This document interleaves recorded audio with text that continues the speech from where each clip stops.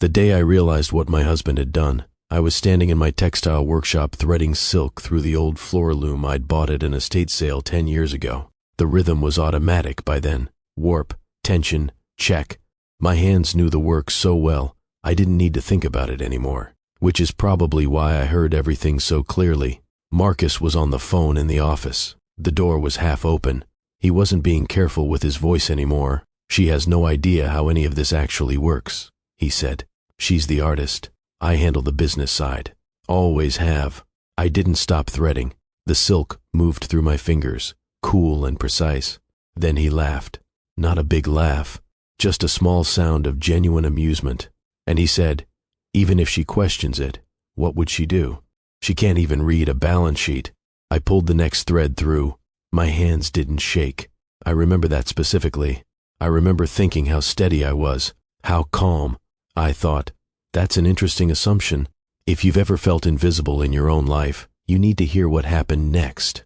Hit that subscribe button, because this story gets deeper than you think. Way deeper than Marcus ever imagined it could go. Let me back up and tell you who I was before I knew.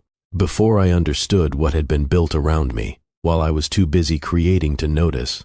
My name is Isla Corey. I'm a textile artist and designer. That probably doesn't mean much to most people, so let me explain it differently. I make things with thread and fabric that end up in museums, in private collections, in galleries where people pay more for a single piece than most people earn in a year. I've been doing this for 17 years. I got good at it, better than good. I started the way most artists do, broke, working from a corner of a shared studio space in a converted warehouse where the heat barely worked in winter. I had 2 looms back then. One of them I'd built myself from plans I found in a library book. The other I bought for $300 from a weaver who was retiring and just wanted her equipment to go to someone who'd actually use it. I worked restaurant jobs to pay rent. I taught beginner weaving classes at a community center for $20 an hour, and every spare moment, every ounce of energy I had left, I put into my work. The pieces I made back then were raw, experimental. I was developing a technique that would eventually become my signature, a way of layering natural dyes with resist patterns that created this depth you could almost step into. Galleries started noticing, small ones first, then bigger ones. Then a collector in Santa Fe bought 3 pieces at once, and suddenly I had money I didn't have to split with a restaurant manager. I was 29 when I moved into my own studio, a rental, but mine, just mine. I remember standing in the empty space that first day thinking, I did this. Nobody handed this to me. I built this with my hands. 2 months later, I met Marcus. He was 38, a consultant brought in to advise a gallery collective I'd been showing with. They wanted to formalize their business structure, apply for grants, maybe pursue nonprofit status. Marcus was the person they hired to figure out how.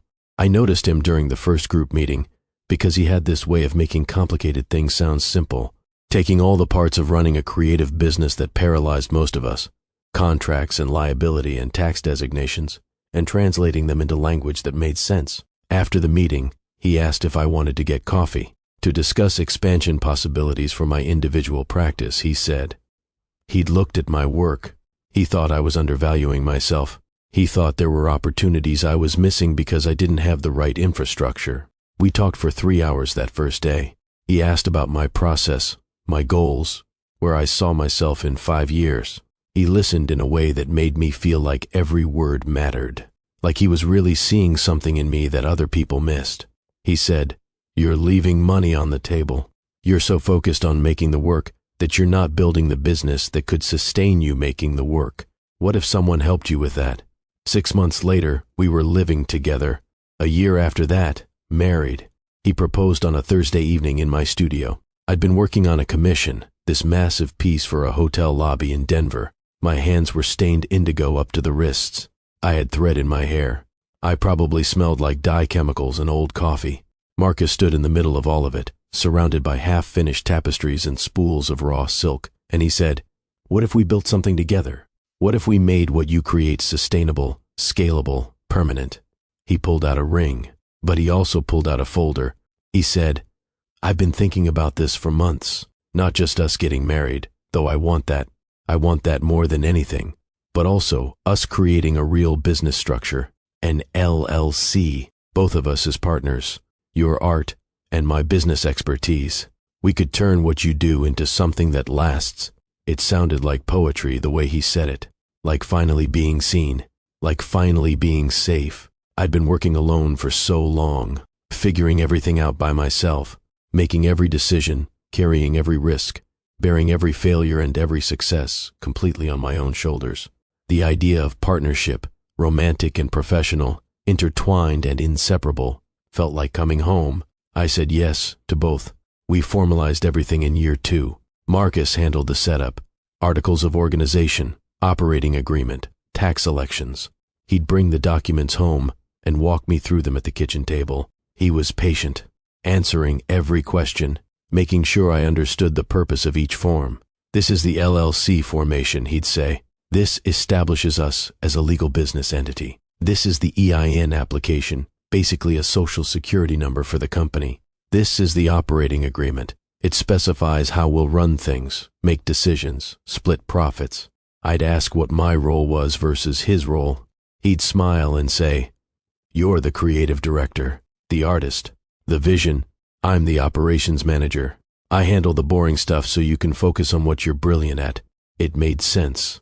I was tired of the parts of creation that weren't creating, tired of contracts that made my eyes glaze over, tired of spreadsheets and tax deadlines and vendor negotiations. I signed what he put in front of me. I trusted him. I loved him. And I wanted to get back to my loom. The workshop came in year 3. I found the space, an old converted warehouse in a neighborhood that was just starting to gentrify. Artists were moving in. Coffee shops were opening. The building had been a textile factory in the 1920s, and you could still see the original industrial bones, exposed brick, 12-foot ceilings, these enormous windows facing north that let in perfect, consistent light. I walked through it with the real estate agent, and I knew immediately this was it. This was where the next chapter of my work would happen. I took Marcus to see it that same afternoon. I'd already sketched the floor plan in my notebook, where each loom would sit, how the office should be positioned, where the dye stations needed to drain. I had the whole thing mapped out before we even made an offer.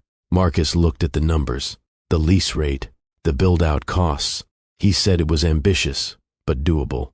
He said he'd handle the financing. Over the next month, he worked out the details. He met with banks. He structured the lease. He coordinated with contractors. I designed the interior layout, and he made it happen. Documents would come home in the evenings. Lease agreements, equipment loans, build-out contracts, insurance policies. I'd be at the kitchen table, hands still stained with whatever dye I'd been testing that day, and Marcus would put his elegant fountain pen in my hand and tab through the signature lines. Sign here, initial here, date here. I trusted the translator. I signed. The workshop opened 4 months later. It was everything I'd imagined. The light was perfect. The looms fit exactly where I'd planned them. I had dedicated space for each part of my process: dyeing, weaving, finishing, storage. A small gallery area where clients could view completed pieces. The work that came out of that space changed my career. Within a year, I had pieces acquired by 2 major museums. I was invited to teach master classes. Art publications started featuring my work. I developed new techniques, pushed my signature style further. The depth I could create with layered dyes became something people recognized immediately. "That's an ilakuri," they'd say. "You can always tell." The business grew around the art. We hired assistants. First 1, then 2, then 3. We brought on an apprentice program. Revenue doubled, then tripled. Marcus presented quarterly reports, spreadsheets with colorful graphs showing upward trends. He'd walk me through the highlights. Strong sales quarter. Major commission pipeline looking good, operating expenses under control. I understood the general direction, even if the specific numbers didn't stick in my head. We were succeeding. We were building something. Together. I had no reason to question any of it. Until June. Her full name was June Chen, and she came to interview for an apprentice position on a Tuesday in March. 26 years old, recently graduated from ResD. Her portfolio was innovative, full of structural weaving that played with dimension in ways I hadn't seen before. We talked for 2 hours about technique, about fiber, about the difference between craft and art, and why that distinction was mostly bullshit invented by people who didn't understand making. I offered her the position before she left the building. When I told Marcus that evening, he was quiet for a moment, just a beat longer than felt natural. Then he said, "Did you run the salary by me?" I was surprised by the question. I said, "I offered the standard apprentice rate, same as we discussed when we decided to post the position." He nodded slowly. He said, "The thing is, we need to be strategic about payroll right now. Cash flow is tighter than it looks." I stopped what I was doing. I said, "Tighter how? We just had our best quarter on record. Revenue isn't the same as profit, love. There are expenses you don't see. The loan payments on the equipment, the balloon payment on the lease that's coming due, the taxes we have to set aside. It's more complex than it looks from the outside." He pulled out his laptop, opened a spreadsheet, turned it toward me. Numbers I didn't have context for, categories I didn't recognize. "I handle this," he said softly. "So you don't have to worry about it. That's the whole point. You create, I manage. Trust me." I wanted to, but something June had asked during the interview kept circling back. She'd asked, as all the candidates had, about the business structure, about equity, about long-term growth possibilities. And I'd answered the way Marcus had always framed it. We're partners. We're building something sustainable together. But she'd looked at me with these careful, measuring eyes and asked one more question. "Is your name on the lease?" I'd said of course it was, without hesitation, because why wouldn't it be? But standing there in our kitchen, looking at Marcus's spreadsheet full of numbers I couldn't decode, I realized something. I'd never actually seen the lease, not the final version. Marcus had handled the signing while I was in Philadelphia, installing a major commission. He'd brought me documents afterward. Insurance forms, I thought. Utility setup. I'd signed them and put them in the file cabinet and never thought about them again. I looked up from the laptop. I said, "Is my name on the lease?" Marcus blinked. He said, "What?" "The workshop lease. Both our names are on it, right?" He paused, just for a second. Then he said, "Technically, it's structured through the LLC for tax purposes, which we both own. So yes, effectively, technically, effectively, words that sound like yes, but mean something else entirely. I hired June anyway. I paid her from my personal account, the one I'd kept from before the marriage, the one that still received payment for occasional private commissions I took on. It wasn't much in there, but it was mine, just mine. And I started paying attention. If you've ever been told not to worry about something that worried you anyway, drop a comment below, because what I found next changed absolutely everything. Here's what most people don't understand about artists. We're trained to see not just color and form and composition, pattern, rhythm, the way elements relate to each other in space, the way negative space shapes meaning just as much as positive space. What's absent tells you as much as what's present. I started looking at what was absent. I'd never been copied on any lease correspondence, never received property tax documents for the workshop, never seen a mortgage statement, even though Marcus had mentioned several times that we were building equity in the space. When mail came to the workshop, Marcus collected it from the box. When emails arrived about building maintenance or inspection schedules, they went to his address. I was the name on the work, the face of the brand, the signature on every textile that left the studio, my technique, my vision, my reputation. But where was my name on anything else? I didn't confront him, not yet. That's important. I want you to understand this because it matters. When people find out they've been deceived by someone they love, the instinct is to confront immediately, to scream, to demand an explanation, to make them look you in the eye and admit what they've done. I felt that pull. God, I felt it. There was a moment, maybe 2 in the morning when I couldn't sleep, when I wanted to shake Marcus awake and watch his face while I asked him questions he couldn't deflect.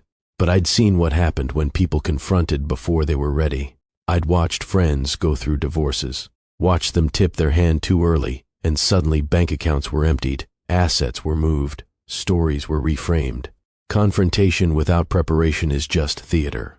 It makes you feel like you're doing something, but strategically, it's a mistake. So I didn't confront. I studied. I went to the public library. I checked out books on small business law, LLC structures, commercial real estate. I read them late at night while Marcus traveled for what he called business development. I learned vocabulary I'd never needed before: operating agreement, capital accounts, member distributions, dissolution clauses, fiduciary duty. I learned what questions to ask. June noticed something had shifted. She'd stayed late one evening, working on a complex threading pattern, and found me in the office going through filing cabinets. She stood in the doorway. She said, "You okay?" I looked up at her. This young woman I barely knew, and something in her expression, concern without judgment, made me answer honestly. I said, I'm not sure I actually own any of this." She was quiet for a moment. Then she said, "Do you have a lawyer?" I said, "We have a lawyer. For the business." She shook her head. She said, "No. Do you have a lawyer? Just yours?" I didn't. By the end of that week, I did. Her name was Diane Okafor, and she specialized in partnership disputes and asset division. I found her through a women's business network I'd joined years ago, but never actively participated in. When I called her office, I said I needed a consultation. I didn't explain about what. I didn't want anything in writing yet. I paid for the appointment in cash. Diane's office was downtown in a high-rise. Everything glass and steel, and the kind of calculated professionalism that costs serious money. She was younger than I expected, maybe 40. She had silver locks pulled back from her face and eyes that didn't miss anything. She gestured to the chair across from her desk. She said, "Tell me what you know, not what you think, not what you've been told, what you actually know." I laid out what I had: copies of contracts I'd signed, business cards that listed me as CO founder, marketing materials with my name and face, articles about the business that referred to Ela Corey's workshop. I had photographs of checks I'd deposited from clients, made out to the business. I had emails discussing designs, commissions, contract negotiations. What I didn't have was the LLC operating agreement, the lease, any loan documents, access to the business bank account, tax returns. Diane went through everything methodically. She made notes on a legal pad. She didn't react, didn't editorialize, just absorbed information. Then she looked up. She said, "Do you know what an LLC operating agreement specifies?" I said, "How the business is run." She said, "It specifies ownership percentage, distribution of profits, decision-making authority, voting rights, buyout provisions. It's the foundational document that determines who actually owns what." She paused. She said, "Have you ever seen yours?" I said, "Marcus has it filed somewhere." That's not what I asked. I sat with that. Then I said, "No, I haven't seen it." She made another note. She said, "Have you ever received a K-1? It's a tax form showing your share of business income." I tried to remember our tax returns. Marcus always handled them. He'd bring them home already prepared, dozens of pages tabbed with little yellow sticky arrows. Sign here, initial here, date here. I'd sign them at the kitchen table, usually while I was eating dinner or returning emails or thinking about which commission to prioritize next. I said, "I don't think so. I'm not sure." Diane set down her pen. She leaned forward slightly. She said, "Isla, I need you to understand something. If you're not receiving K-1s, if you're not listed on the business bank accounts, if you don't have access to the operating agreement, you may not legally be a partner in this business. You may be an employee, or you may be nothing at all in the eyes of the law." The floor tilted. The air in the office felt too thin. I said, "But my name is on everything. Marketing isn't ownership. Authorship isn't equity. Those are two different things entirely." She pulled out a fresh legal pad. She said, "Here's what we need to do. The LLC formation documents are public record. I can pull those today, but everything else, the operating agreement, the lease, the loan documents, we need to request those formally, which means he's going to know you're looking." I said, "If I ask for them, he'll know something's changed." She said, "Yes, he will. So you need to decide if you're ready for that conversation." I sat in my car in the parking garage for a long time after that meeting. I didn't cry. I was past the point where crying helped. I was in that strange hollow space beyond shock, where things simultaneously make no sense and make perfect, terrible sense. Every time I'd asked about the finances and been told not to worry, Every document I'd signed without reading thoroughly, because reading it meant I didn't trust him, and not trusting him meant, what were we even doing? Every time I'd felt a flicker of confusion or concern, and swallowed it because I loved him, because we were partners, because I was the artist and he was the business mind, and that was how we worked. I'd been trained, carefully, systematically, trained to not look at what mattered most. I drove back to the workshop. Marcus was there, in the office, on the phone. The door was half open, and I heard him laughing, saying something about quarterly projections, saying something about scaling up, saying something about infrastructure investments. When he got off the phone, I walked in. I stood in the doorway. I said, "I need to see the LLC operating agreement." He looked up. For just a fraction of a second, less than a full second, something crossed his face. Surprise, maybe. Calculation. Then it was gone, replaced by patient confusion. He said, "Why? Is something wrong?" I said, "I just want to see it. Isla, love, if you're worried about something, we can talk about it. You know you can ask me anything. I'm not worried. I want to see the operating agreement, and the lease, and the business bank statements for the last year." He stood up. He came around the desk. He reached for my hand. I stepped back. I said, "Marcus, the documents." He stopped moving. He said, of course, you can see them. They're your documents too. I'm surprised. What brought this on?" I said, "Does it matter?" He looked at me for a long moment. Then he said, "I'm your husband. If something's bothering you, I want to help. I want to understand." I said, "The documents, that's what would help." He brought them home 3 days later. A file folder, manila, thick. Inside was an operating agreement dated 2 months after we'd signed the original LLC formation. In this version, Marcus held 80% ownership of the company. I held 20%, designated as sweat equity, non-voting shares. The lease was in the LLC's name. Marcus Tate, managing member, sole signatory. The business bank account listed one authorized person, Marcus Tate. There were equipment loan documents secured against business assets. One signature line, Marcus Tate. And there, near the bottom of the stack, was a document I'd never seen before. An intellectual property assignment agreement, transferring all rights to designs, techniques, and methodologies developed under the scope of business operations to the LLC. My signature at the bottom, dated 4 years ago. I remembered signing it. Marcus had brought it home with a stack of insurance paperwork, something about protecting the business if anything happened to either of us. Liability coverage, he'd said. Just a formality to make sure we're protected. I'd signed it, right there, at the kitchen table. My hands had been stained rust orange from madder root dye. I'd signed over the rights to my life's work, and in return, I'd kept 20% non-voting shares in the company that now owned everything I'd ever created. I looked at those documents for a long time. I didn't say anything. Marcus was watching me from across the room, trying to read my face. Finally, I closed the folder. I said, "Thank you. I'll look these over." He said, "Isla, I know some of this looks complicated, but I can explain. The structure was set up this way for tax advantages, for liability protection. It doesn't mean what you might think it means." I said, "What do I think it means?" He faltered. He said, "I don't know. You're not saying anything." "I'm reading," I said. "I'll let you know if I have questions." I took the folder to Diane the next morning. She read through everything carefully, page by page, making notes. Her expression never changed. When she finished, she looked up. She said, "This is sophisticated. Whoever structured this knew exactly what they were doing." I said, "Can I fight it?"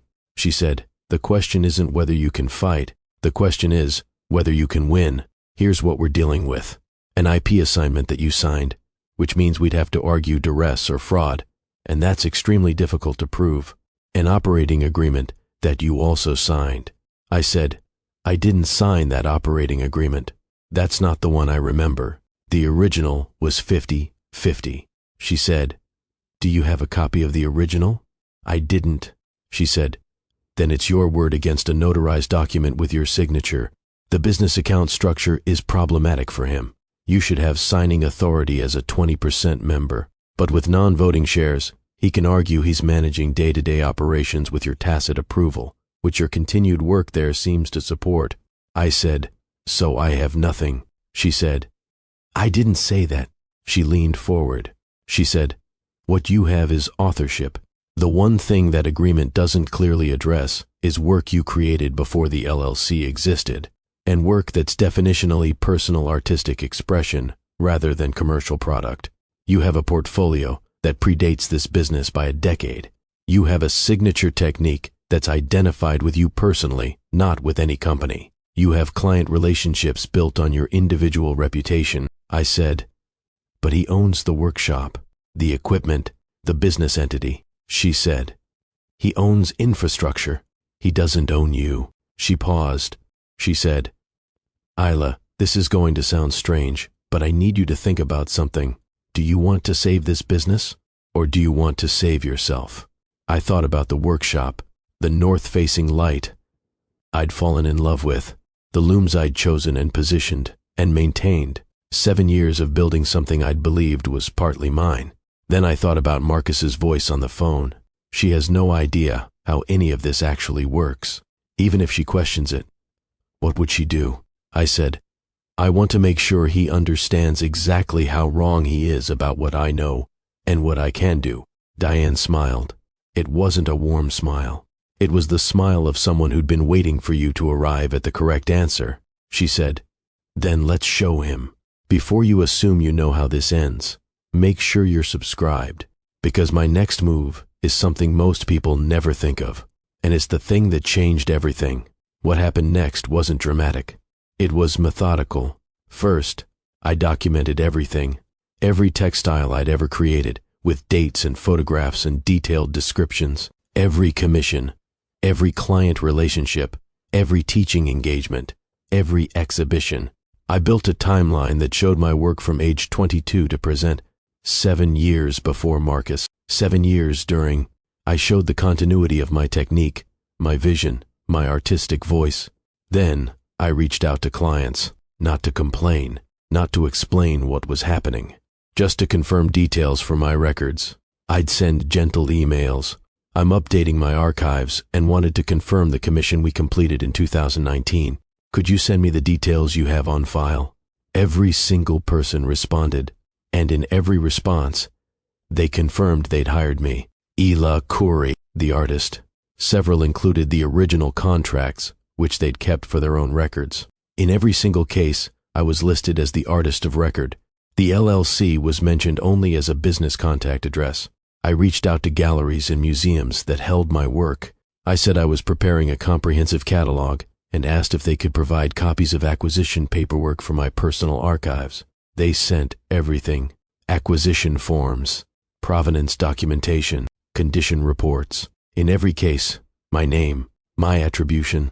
The LLC mentioned only in passing, if at all. I was building a legal case, but more than that, I was building a map of where the actual value lived in this business, and it didn't live in the equipment or the lease or the corporate structure.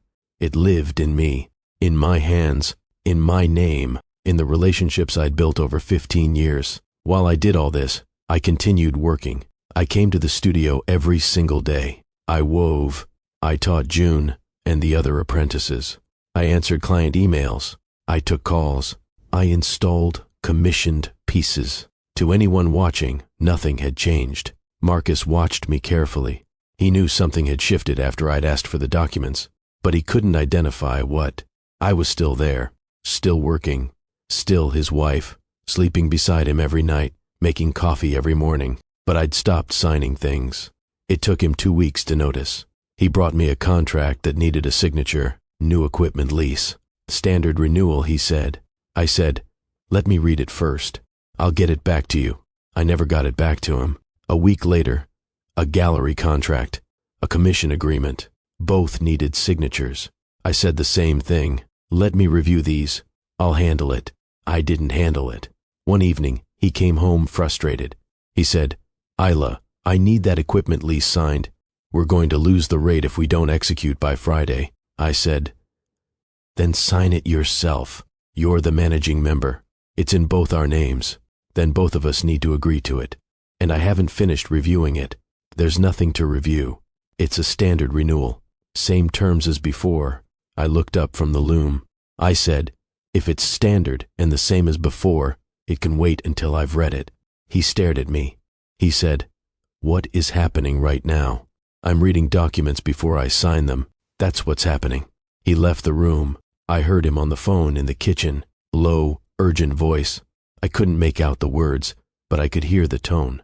Something was wrong, and he was trying to manage it. Good, I thought. Let him manage it. The breaking point came 4 months after I'd first talked to Diane. A major museum reached out, not to the business, to me, directly. They wanted to do a retrospective exhibition, 15 pieces spanning my entire career, including work from before the LLC existed. It was massive, career-defining, the kind of opportunity that establishes legacy. The curator called me personally. We talked for an hour about concept, about which pieces would be included, about catalog essays and public programming. At the end of the call, she said, we'll send over the contract next week. Standard loan agreement and licensing for catalog reproduction. I said, I appreciate that. I want to clarify something on the front end, though. The early works you want to include, the pieces from 2008 through 2014. Those were created before my business partnership. I hold those rights individually. For the agreement to move forward, I'd need those contracted separately from any later work. There was a pause. She said, I was under the impression everything went through your studio LLC. Some work does, some doesn't.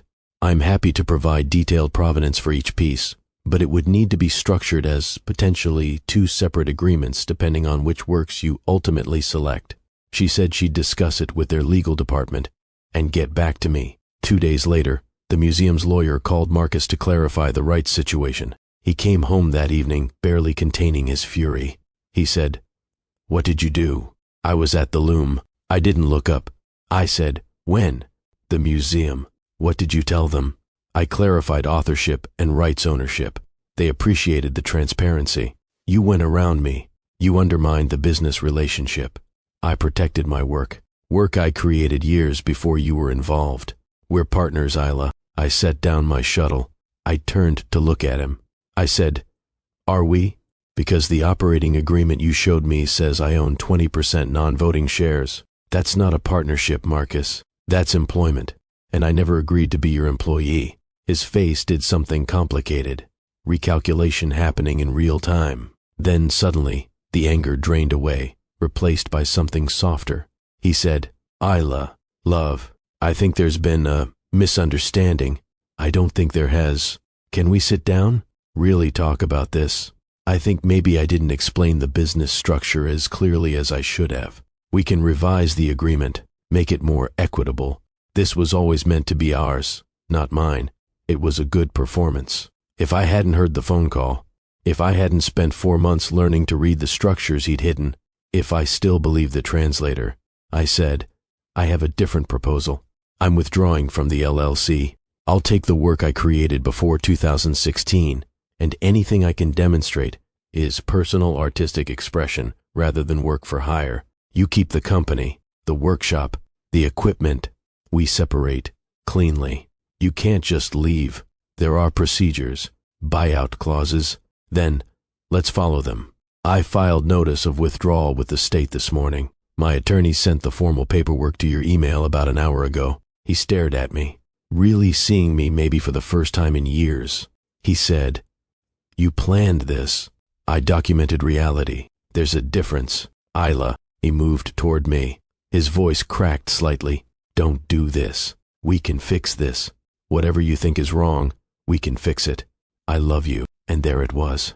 The last tool in the box, pulled out when all the others fail. I looked at him.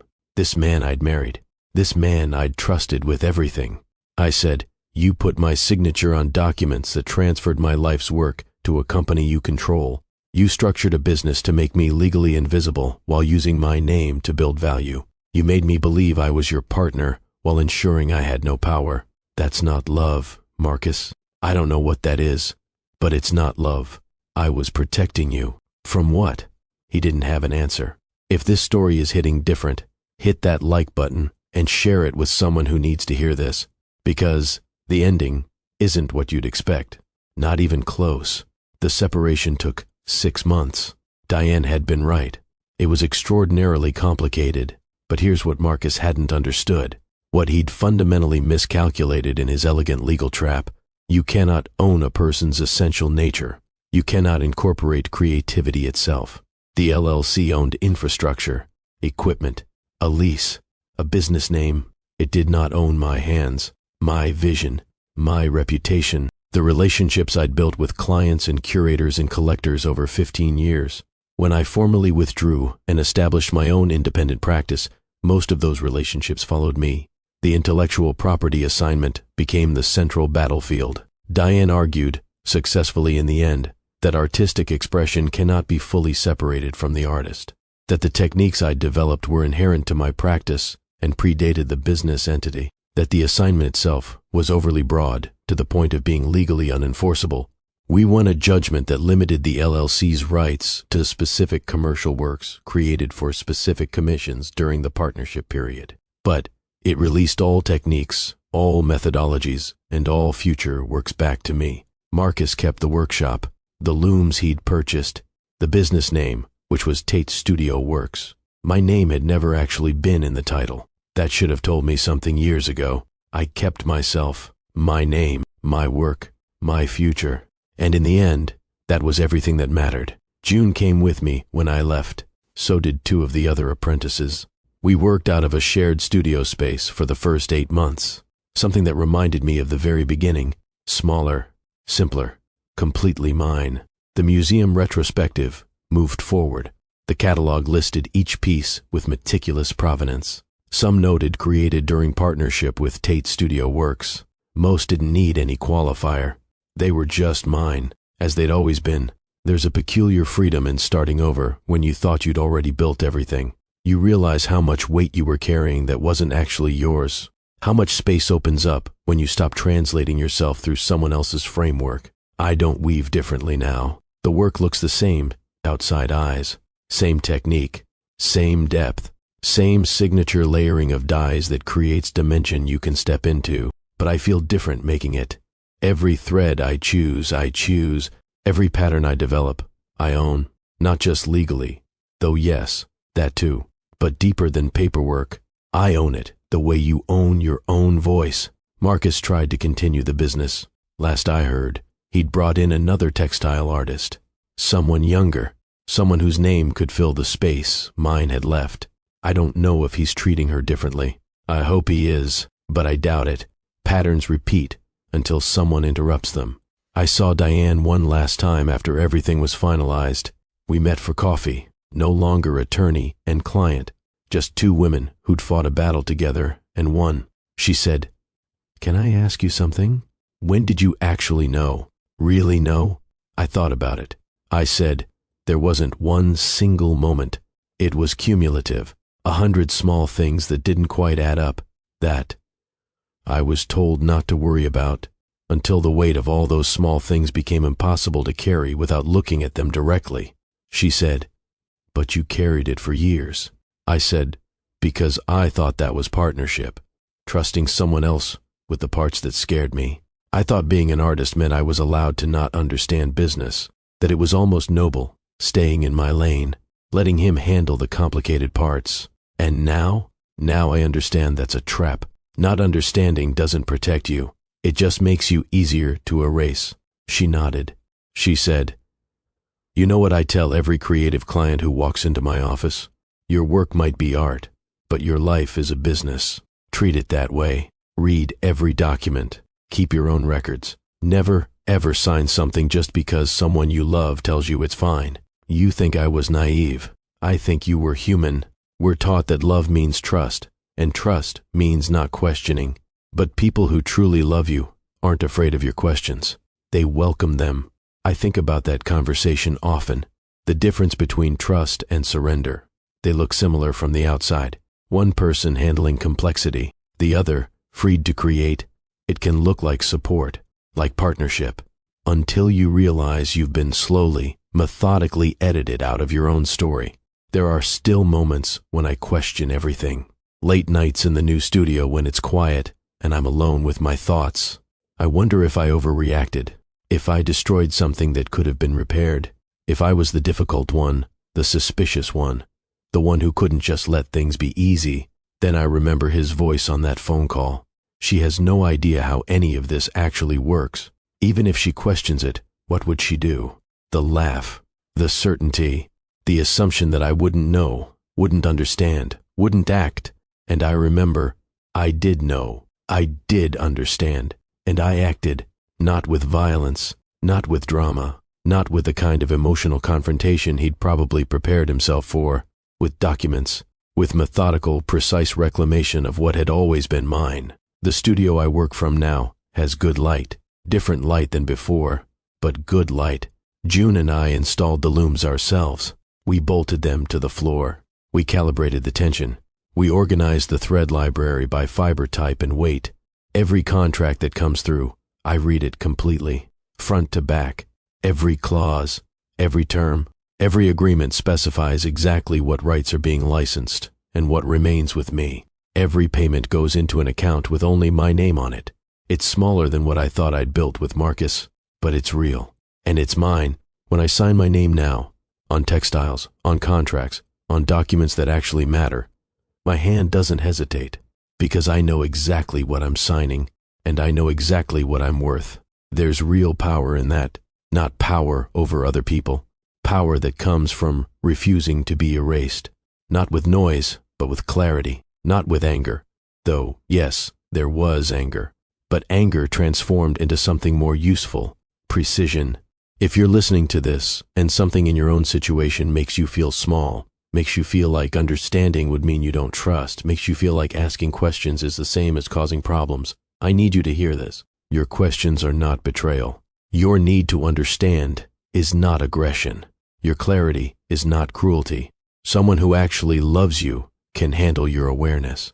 Someone who's genuinely building something with you wants you to understand the foundation. And if they don't, if they need you confused to keep you compliant, then what they're building isn't for you. It's on top of you. I chose to step out from under it. You can too. Have you ever felt invisible in something you helped create? Have you ever signed something you didn't fully understand because you trusted someone? Drop a comment. Share your story. You're not alone in this. The documents are public record. Property deeds, business registrations, LLC formations. In most states, you can search them online. You can see who actually owns what, who signed what, when things were filed, and by whom. The patterns are there if you learn to look for them. You're not naive for having trusted someone you loved. You're human, but being human doesn't mean staying still while someone rewrites your story without your knowledge. It means learning to read what you signed, and then, if necessary, writing something new, in your own name, with your own hand, in ink that can't be erased. Hit subscribe if this story meant something to you. Share it with someone who needs to hear it. And remember, the most dangerous assumption anyone can make is that you don't understand what's happening to you. Sometimes you understand everything. You're just waiting for the right moment to show them exactly how much you know.